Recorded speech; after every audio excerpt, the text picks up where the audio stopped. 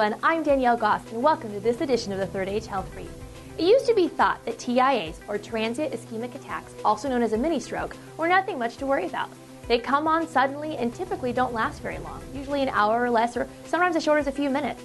Symptoms include a brief period or difficulty in speaking or seeing, perhaps some weakness on one side of the body, occasionally combined with dizziness or confusion.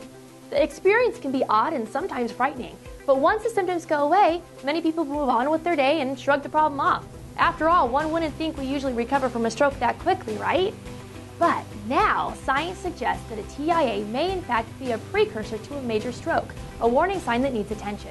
Some studies suggest the risk of a stroke within 90 days of having a TIA can be as high as 30%. Of those, half can happen within 48 hours of the TIA. It's estimated that 800,000 people in the U.S. have a stroke every year. In other words, a TIA shouldn't be ignored. It can signal a high-risk situation. TIAs and strokes are usually caused by a short-term blockage by a blood clot in the vessels to the brain. While TIAs can happen at virtually any age, people over 55 are at greater risk.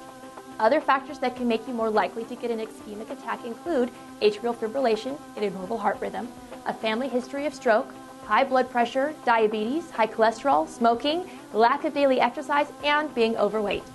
If you notice symptoms of a TIA or stroke, doctors recommend that you call the paramedics, or if the TIA has passed, ask someone to drive you to the emergency room for assessment and treatment.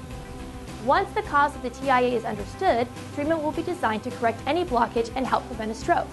Depending on your situation, you may be put on medications to reduce the tendency of your blood to clot, anything from a daily dose of aspirin to prescription drugs such as Plavix or Coumadin, which help keep your blood from clotting easily. If a neck artery, called the carotid, is narrowed or blocked, you may be advised to consider surgery to clear the pipeline to your brain from any fatty deposits known as plaque. Having such an operation within 2 weeks of a TIA or stroke can reduce future stroke risk by as much as 30%.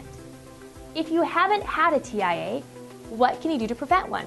Well, get plenty of moderate daily exercise, stop smoking, drink alcohol only in moderation, watch your weight, blood pressure, and cholesterol, and if you're a diabetic, be sure it's well managed. Remember, should you experience any of the symptoms of a TIA, pick up the phone immediately to get help and evaluation at the very first sign of a possible TIA. If you are unsure if a stroke is happening, a good test is the FAST or F-A-S-T test. F for facial drooping, A for uneven arms. Ask the victim to hold their arms out. If one is lower than the other, it could be a stroke. S for slurred speech, T for crooked tongue. If a person has had a stroke and they are unable to stick their tongue out straight, that could be a big sign. The American Heart Association and the American Stroke Association have updated their guidelines about how to prevent stroke if you've had a TIA or previous stroke in the past.